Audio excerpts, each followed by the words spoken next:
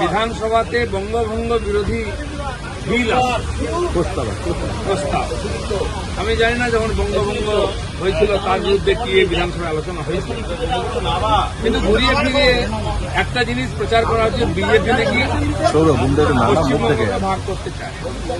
আমি জানি না বিজেপি কোথায় কবে প্রস্তাব নিয়েছে, কোথায় প্রতিশ্রুতি দিয়েছে, কোথাও ম্যানিফেস্টোতে লিখেছে আমরা পশ্চিমবঙ্গকে ভাগ করতে চাই।